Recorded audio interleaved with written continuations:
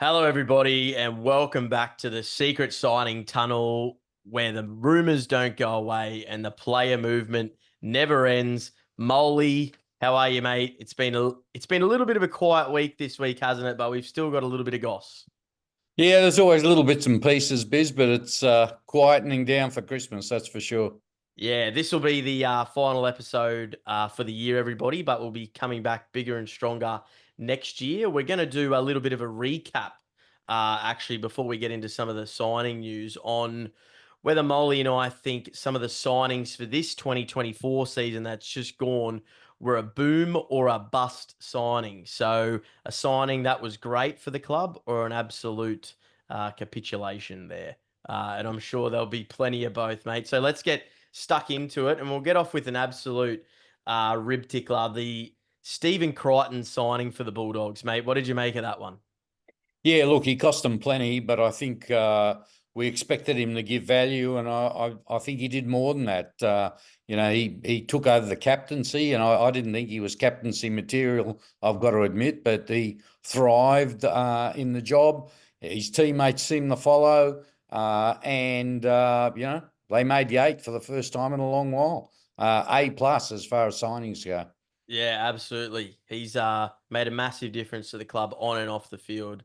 Uh, all all the coaching staff and players can't speak more highly of him. So, great signing there for the Bulldogs. Now, Bronson Sherry, another Bulldogs signing, obviously had the 4 years off with the doping scandal. What did you make of his season this year?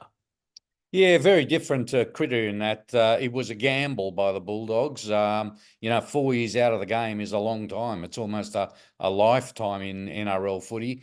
But he started a little bit slowly, played the first couple of games, I think, in New South Wales Cup. But gee, when he got his chance, he really showed he's still got what it takes.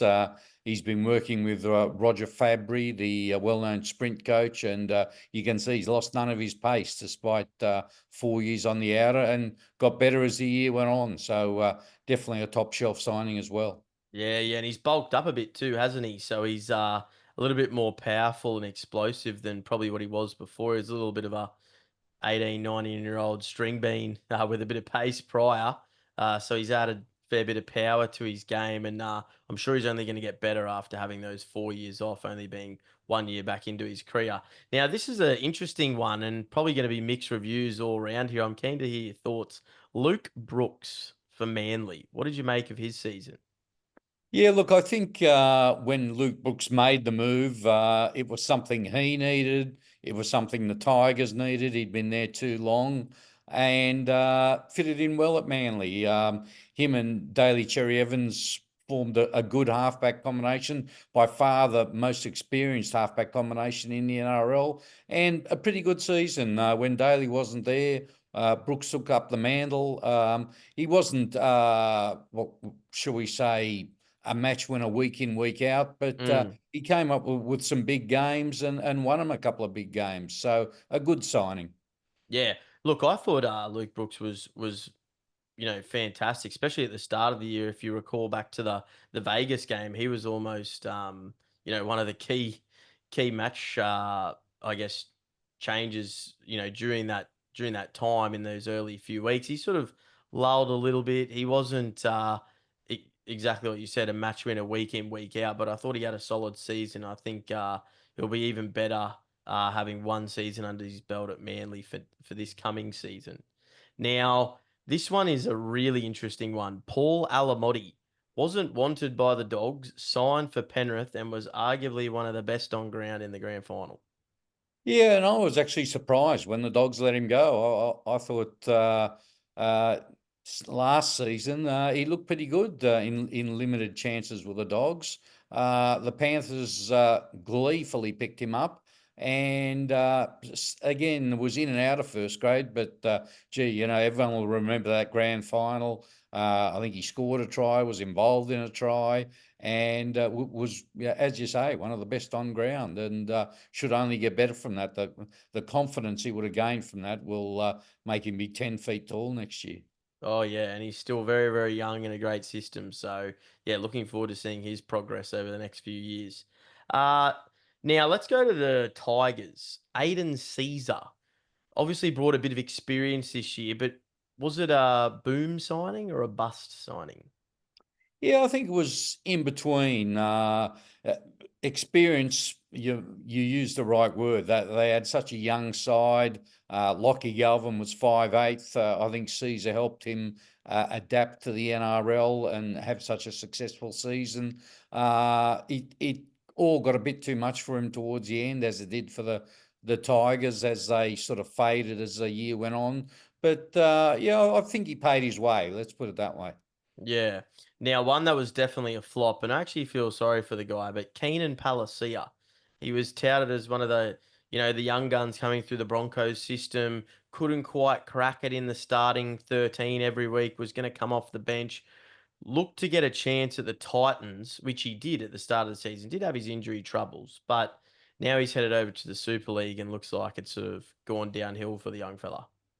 Yeah, that's right. And it's one of those just unfortunate situations where a player doesn't live up to the hype. But he's the sort of guy, he's still young, couple of years in Super League, we might see him back. Who knows? Yeah. Now we're going to lead into a bit of signing news on this next one. Bud Sullivan. Now he left. He joined the Tigers this season, just gone. Obviously, was a massive flop to the point where the Tigers have opted to chip in a number that's yet to be determined. But it looks like he's going to the Rabbitohs.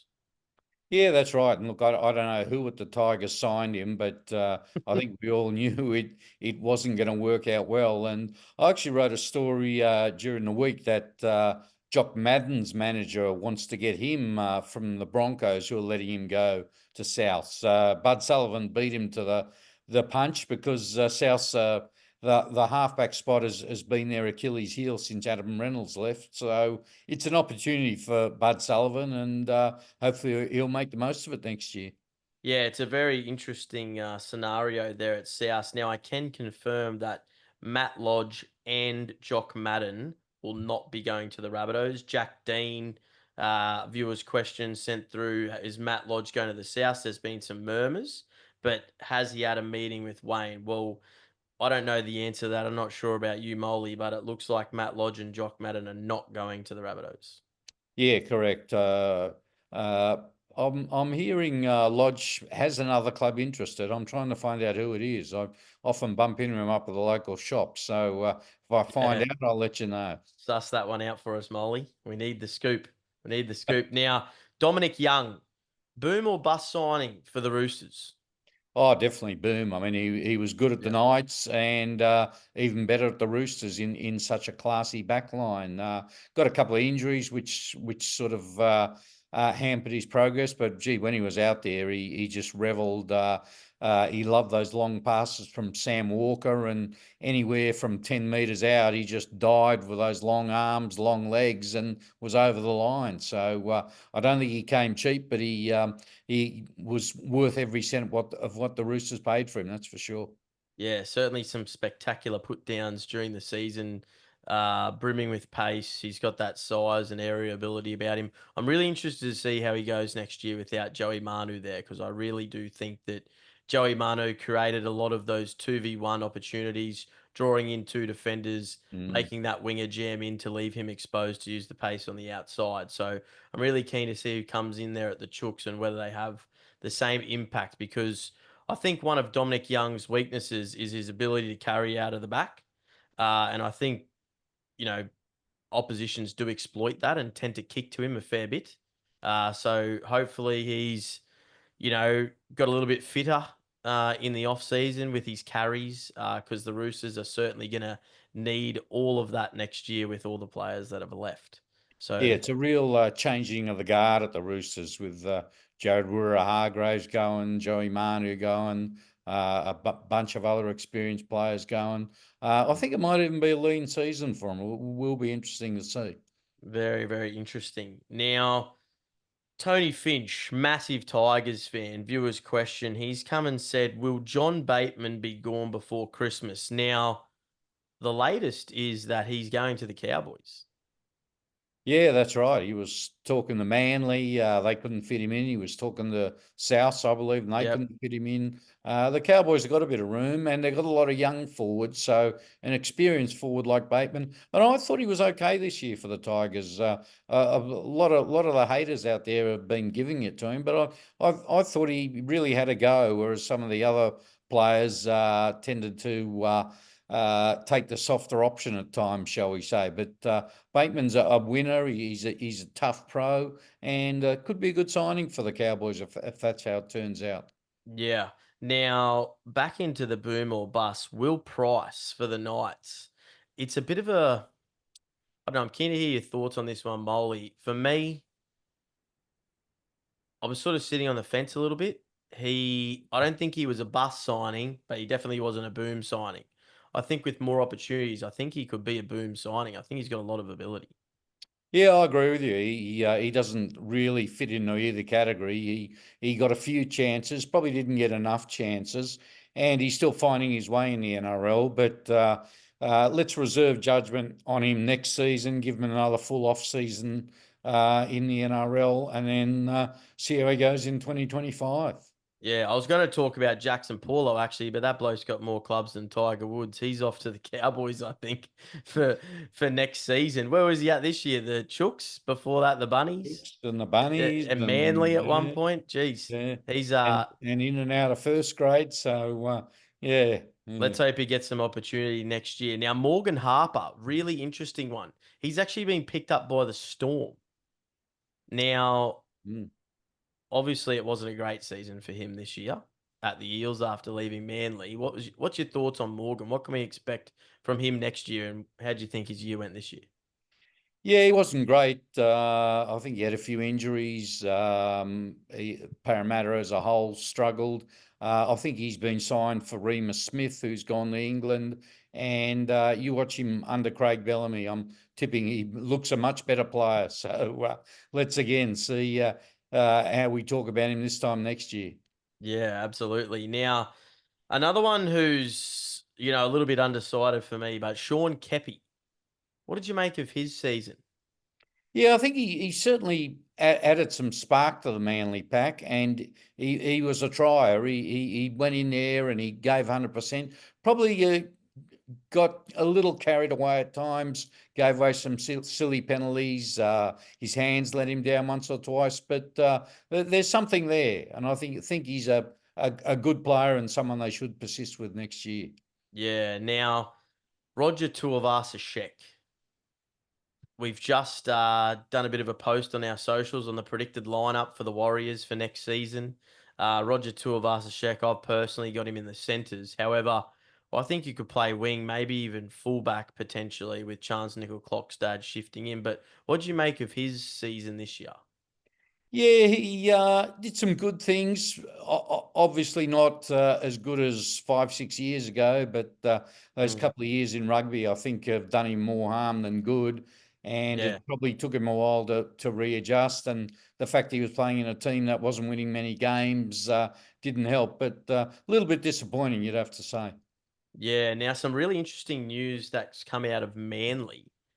Daly Cherry Evans reported to potentially retire in the end of 2025 and Turbo to move into the halves. Is this true or is this a bit of clickbait?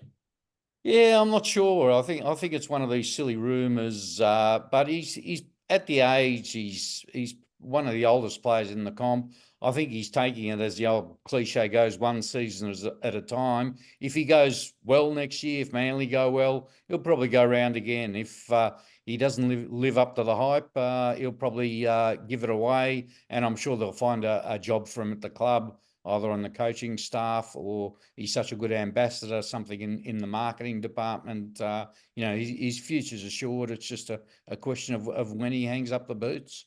Yeah, of course, of course. Yeah, it's an interesting one. I mean, I think I'm more concerned about Turbo moving into the halves, let alone DCE retiring. I don't know if that's the best move for Turbo, to be honest with you.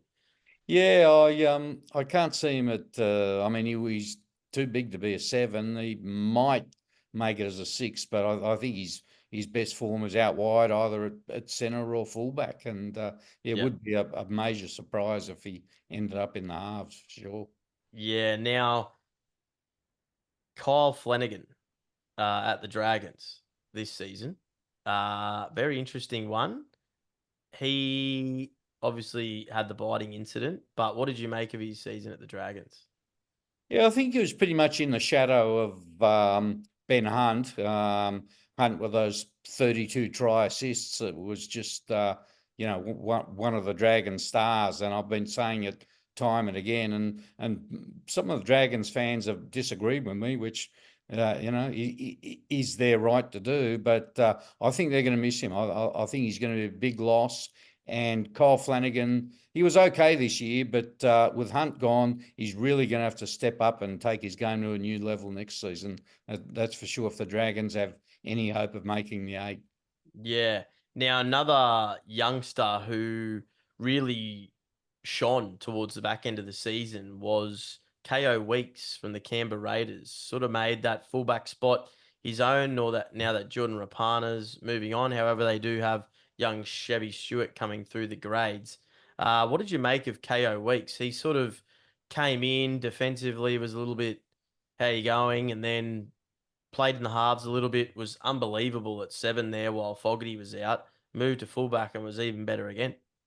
Yeah, that's right. He's a sort of kid. He's obviously a confidence player, and as he got on a roll, his confidence grew and finished the year well. I actually just spoke to him last week, and he Mm, was very happy with the way he went, particularly getting picked in that Prime Minister's 13 and scoring 2 tries there. So he's sort of his confidence, as I said, is sky high, and he's going to Vegas. So the world will get to yeah. see him. We'll see just how good a player he is. But there's a lot of talent, a lot of speed there for sure. Yeah, good on him. And I hope he has another great 2025 coming up. Now, got an interesting question here from Damien Black. Will Tyron Wishart go to another club or stay with the Storm? And if so, which club? Now, this one's a really interesting one because for me, I thought Tyron Wishart was one of the best players for the Storm when he came in. He changed the game multiple times.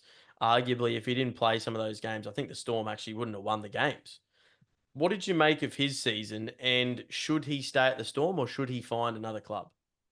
Yeah, I agree with you. And when Cameron Munster spent that long time on the sideline, he filled in well at number 6. He was great off the bench. He's probably one of the most versatile players in the NRL. There aren't too many positions he can't fill, but yet he's struggling to make the starting lineup when they're at full strength. So when you take all that into consideration, and the fact clubs will pay big money for him, if I was him, I'd be looking at a move to another club for sure. But then so many players have left the Storm system, and all of a sudden they go from being very good players to not so good players. So that's probably in the Yeah. back of his mind as well. And look, Jonah Pezzet's rejected the Knights and he's choosing to stay at the Storm. Obviously, there's a clause in there that if Jerome Hughes signs another agreement to stay at the club beyond 2026, he's obviously free to go again. But with that news coming to light, it's going to be a shootout between Wishart and Pezzett when Hughes retires. But I personally can't see Hughes retiring anytime soon. No, that's right. I mean, he was just unbelievable this year, and they've also got that young Falogo who can play anywhere in the back line. Of So course. they've got plenty of talent, plenty of versatility, plenty of speed, but they can't fit them all in. So someone's going to have to go in the next year or so. So it'll be interesting to see who it is. Yeah, of course. Now, moving straight into a really controversial question, really. How big of an issue are player agents and do they have too much power? Do they actually hold clubs to ransom? Well, it's one that's has a lot of clubs on edge at the moment because Mm, the short answer is yes, they do have too much power because now they're not only player agents, they're coach agents as well. yes. Isaac Moses, who a couple of clubs won't deal with, he's got about 5 coaches. So Mm, naturally, he's probably the most powerful and probably the most feared. player agent in the game, because clubs don't want to get on in his bad books, because he'll take his players and move them to one of these 5 clubs where his Mm. coaches are at. I'm So, pretty sure at one point Manly Seagulls had 9 players plus Seabold, all managed yeah, by I Moses. think you're right. Yeah, and they made a conscious effort to lessen the effect of Moses by moving a few of those guys on. So yeah, it's one of the problems in the game at the moment, and it's really a conflict of interest when an agent has a coach as well as Mm. players, particularly when they're at the same club, as you say. Yeah, it's really interesting because when you hear a lot of the players get interviewed these days about their contracts and where they're at and what club they're going to or are they happy, blah, blah, blah, they don't actually give you an honest answer. They say, oh, my manager looks after all that, which is, I don't know if that's a concern or what. Look, it's definitely becoming way more of a business these days.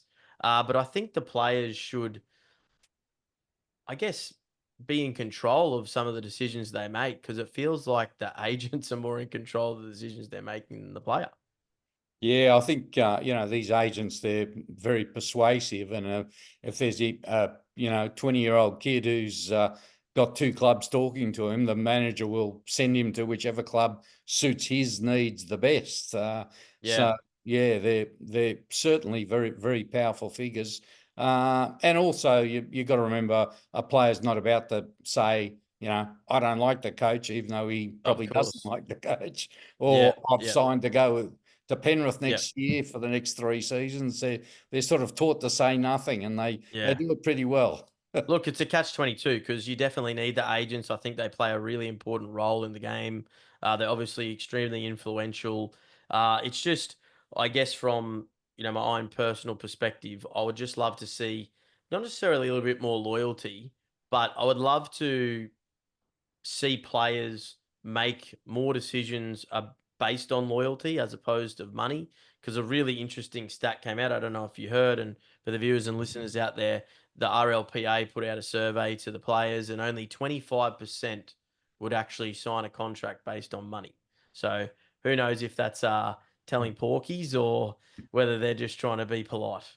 Yeah, and again, the player might want to be loyal, but the manager will say, you're getting this much money from this club and this much money from the other club. It's an easy decision. Go with the money. And Oh yeah, and money talks. in a sense, they're right. These guys have got short careers. Of They've got to make course. the most of them. So they there are some rather shady agents out there, but at the end of the day, you'd like to think that they're all doing what's best for their players. And if the player makes more money, the agent makes more money. So I guess it's kind of win-win for them. That's right. That's right. Now, moving into some of these more boom or bust signings to finish off, Jack Whiten, obviously Canberra Raiders legend, you could say almost. Gone to the Rabbitohs. What did you make of his season? It was very mixed bag of tricks as far as I'm concerned.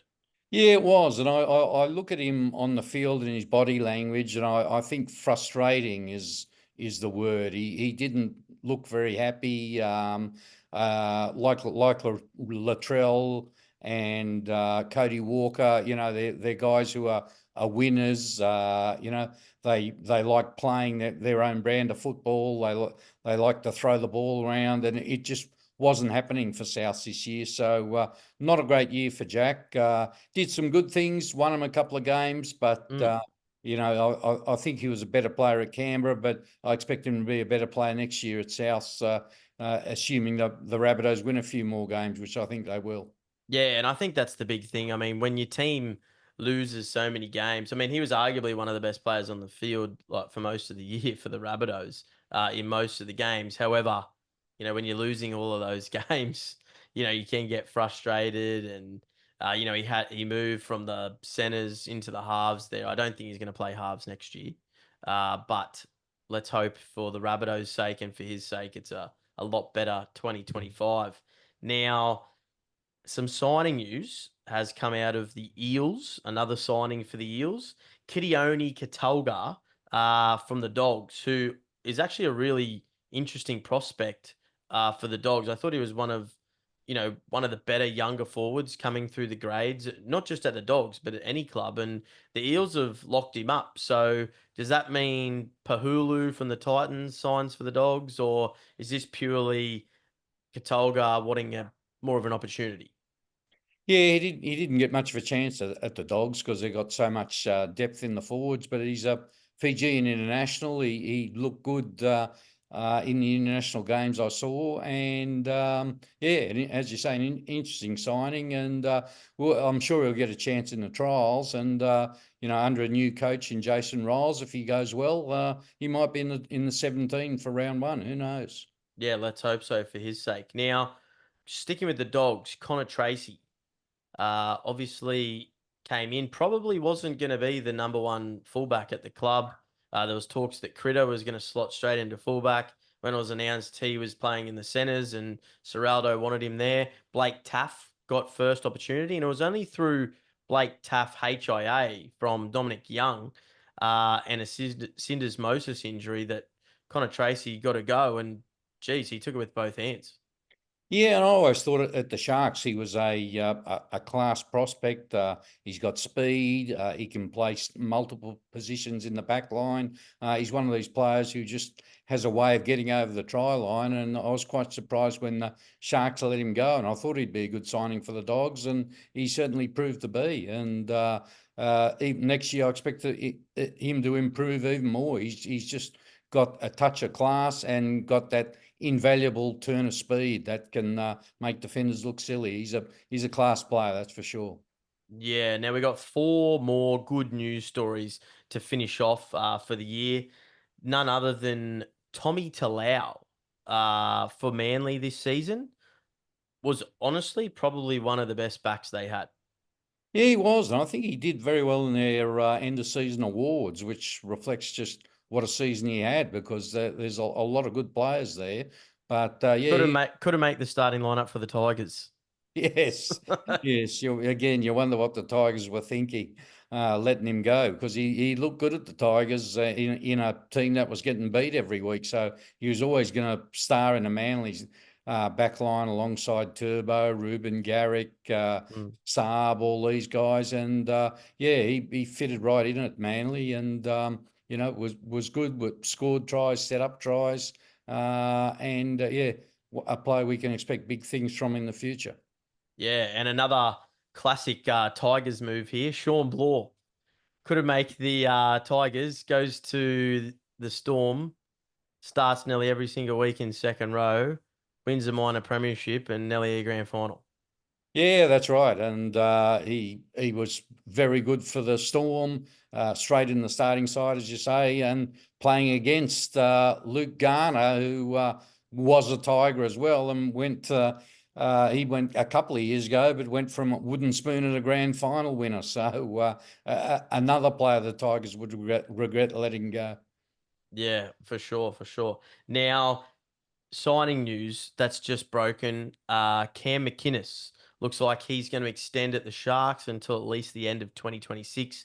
Fantastic news for Sharks fans. Obviously, the captain of the club, uh, the heartbeat of the NRL, really, when it comes to workhorse. You only have to look at his snoz to realise the type of player that he is. But fantastic news for Cam and for the Sharks. Yeah, that's right. And as you say, he's the heart and soul of the club and a natural born leader and leads by example. And I think he inspires his fellow forwards. And yeah, I hate to think what he's going to look like in 5 or 6 years because his face is a mess now from just all the tackling he does and all the runs up the middle. But it's an indication of his toughness and dedication that he just keeps turning up every week. Yeah, he's definitely going to need a plastic surgeon and a dentist when he finishes his career. That's for sure. Now, Herbie Farnworth, arguably one of the best signings of the year. Broncos obviously, couldn't keep him at the club, considering they had Cobbo and also Stags, but seems like the Tigers and the Broncos have this classic case of letting some of these better players leave. Tommy Dearden being another one of those that they let walk out the door. But Herbie Farnworth, arguably was unlucky to miss out on the Golden Boot Award. Congratulations to Isaiah Yeo, of course, thoroughly deserved. But Herbie Farmworth, what a season. Yeah, that's right, and I think he could be the best centre in the game if not the Golden Boot winner. He was just great in a Dolphins team that was up and down, shall we say, during the season. He put his hand up every week. He was scoring tries that really no other centre could score. He's just got this ability to shrug off defenders. He was setting up his winger week in, week out, and a great defender too. So yeah, the Dolphins did a great job pinching him from the Broncos, and I think he was one of the big reasons the Broncos crashed and burned, shall we say. Yeah. Well, that wraps up a season of the Secret Signing Tunnel for 2024. Thanks heaps, Molly, for joining us once again, mate. Merry Christmas and Happy New Year to yourself and your family and all the listeners out there. And we look forward to a massive 2025. Yeah, can't wait. Vegas is around the corner, and it'll be huge. Thanks, everybody.